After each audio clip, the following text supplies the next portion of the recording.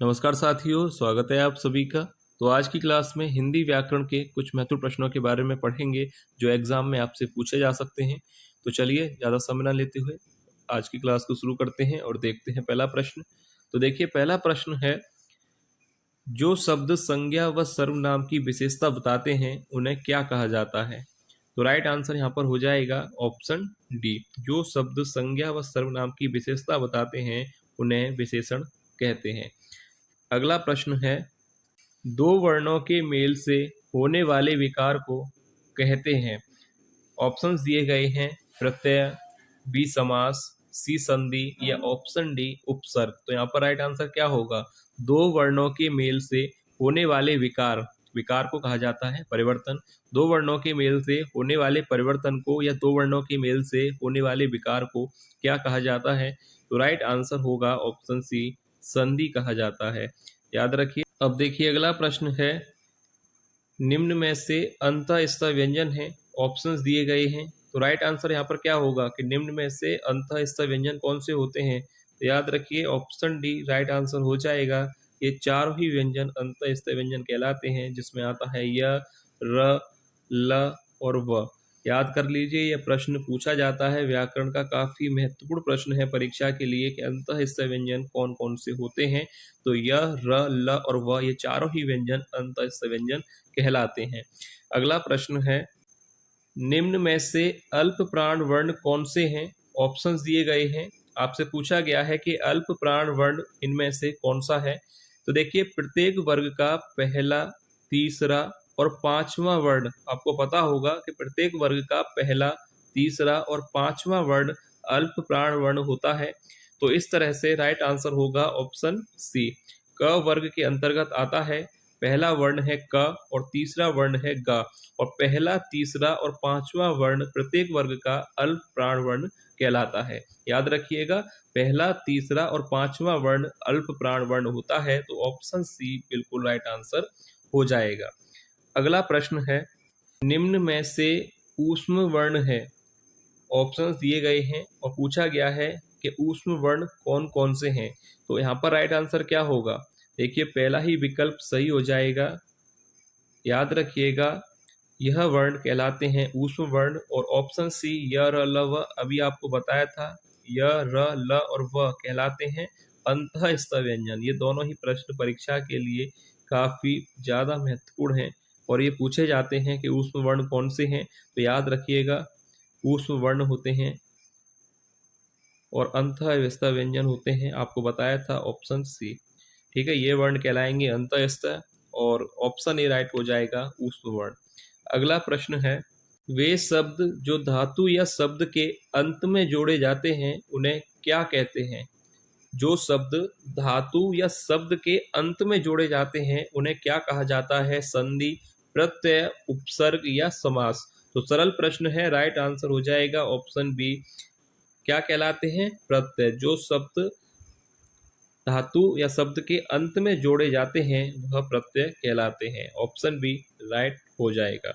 अगला प्रश्न है, निम्न में से जंगल का पर्यायवाची शब्द कौन सा है? ऑप्शन दिए गए हैं, अनिल, कुसुम, कानन या बहन। तो देखिए, जंगल का पर्यायवाची शब्द आपको बताना है। तो राइट आंसर हो जाएगा ऑप्शन सी, कानन। याद रखिएगा, जंगल का पर्यायवाची शब्द है कानन। अगला प्रश्न है, विराम चिन्ह का क्या अर्थ है? ऑप्शन ए रुकना या ठहराना, बी बैठना, सी चलना या डी इनमें से कोई नहीं। तो देखिए, विराम चिन्ह का अर्थ होता है रुकना या ठहराना। ऑप्शन पहला ही सही हो जाएगा। अगला प्रश्न है, विराम चिन्हों के उपयोग से किस बात का पता चलता है? ऑप्शन दिए गए हैं, कथन या लिखावट के प्रभाव एवं स्पष्टता का, बी वाक्य गठन सुंदर, सी लेखक की मनोदशा या डी लिखावट में सुंदरता। विराम चिन्हों के उपयोग से किस बात का पता चलता है? ऑप्शन पहला ही राइट हो जाएगा। यहाँ पर पहला ही विकल्प सही होगा, कथन या लिखावट के प्रभाव एवं स्पष्टता। ठीक है, पहला ही ऑप्शन यहाँ पर सही हो जाएगा, कथन या लिखावट की प्रभाव एवं स्पष्टता। अगला प्रश्न है, उड़ती चिड़िया पहचानना मुहावरे का अर्थ है। ऑप्शन ए बहुत अनुभवी होना, अच्छे बुरे की पहचान बताना, या ऑप्शन सी दूर की बात जान लेना, या ऑप्शन डी शिकार में कुशल होना। उड़ती चिड़िया पहचानना, इस मुहावरे का अर्थ क्या होगा? तो राइट आंसर हो जाएगा यहाँ पर पहला ही ऑप्शन सही होगा, बहुत अनुभवी होना। उड़ती चिड़िया पहचानना मुहावरे का अर्थ है बहुत अनुभवी होना, पहला ही ऑप्शन राइट हो जाएगा। अगला प्रश्न है, जहाँ उपमेय में अनेक उपमानों की शंका होती है वहाँ कौन सा अलंकार होता है? ऑप्शंस दिए गए हैं संदेह, यमक, रूपक या भ्रांतिमान। जहाँ उपमेय में अनेक उपमानों की शंका होती है, तो यहाँ पर ध्यान दीजिएगा कि शंका होती है, शंका यानी संदेह, तो यहाँ पर राइट आंसर क्या हो जाएगा? ऑप्शन पहला ही सही होगा। जहाँ उपमेय में अनेक उपमानों की शंका होती है वहाँ संदेह अलंकार होता है, पहला ही ऑप्शन राइट आंसर होगा। अगला प्रश्न है, जहाँ उपमेय में उपमान की संभावना की जाए वहाँ अलंकार होता है भ्रांतिमान अलंकार, रूपक अलंकार, उत्प्रेक्षा अलंकार या उपमा अलंकार।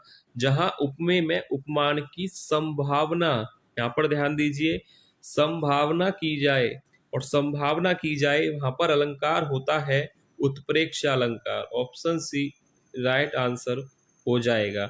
अच्छा प्रश्न है, परीक्षा के लिए पूछा जा सकता है कि जहां उपमेय में उपमान की संभावना की जाए वहां पर उत्प्रेक्षा अलंकार होता है।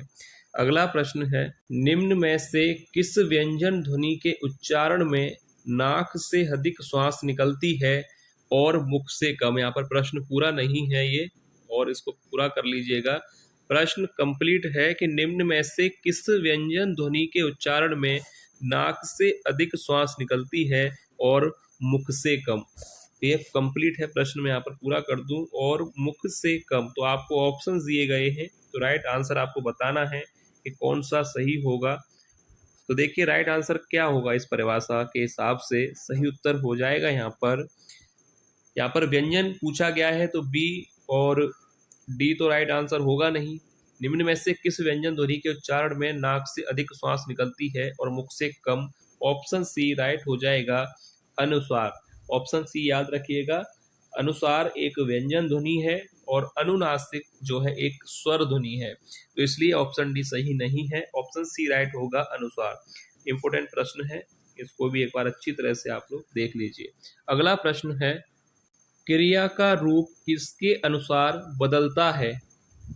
महत्वपूर्ण प्रश्न परीक्षा के लिए, क्रिया का रूप किसके अनुसार बदलता है? ऑप्शन दिए गए हैं पुरुष, लिंग और वचन, या ये तीनों।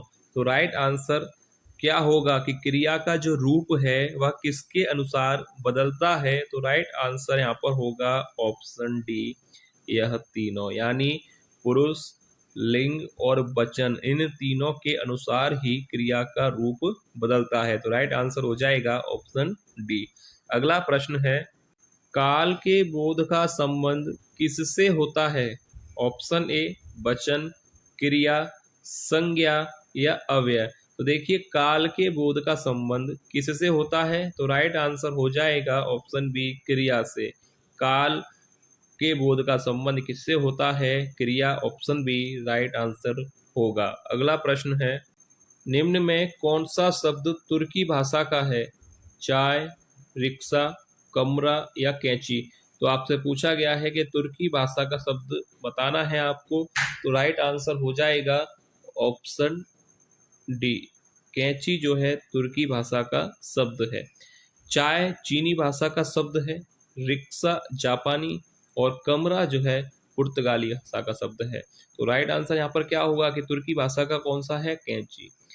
अगला प्रश्न है, अनुनासिक व्यंजन का अन्य नाम क्या है? ऑप्शंस दिए गए हैं चंद्र बिंदु, या बी निर्नुनासिक, सी चांद बिंदु, या डी सिर्फ बिंदु।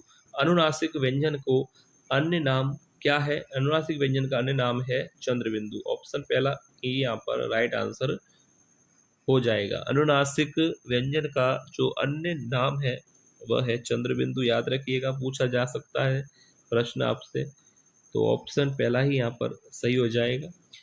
तो ये है वीडियो का लास्ट प्रश्न। उम्मीद है आपको वीडियो पसंद आई होगी। जो भी विद्यार्थी पहली बार क्लास ले रहे हैं, चैनल को सब्सक्राइब जरूर कर लीजिएगा, क्योंकि इसी तरह के प्रश्न चैनल पर कराए जा रहे हैं, तो आप सभी चैनल से जुड़ सकते हैं। तो चलिए मिलेंगे नेक्स्ट क्लास में ऐसे ही और महत्वपूर्ण प्रश्नों के साथ। तब तक के लिए धन्यवाद।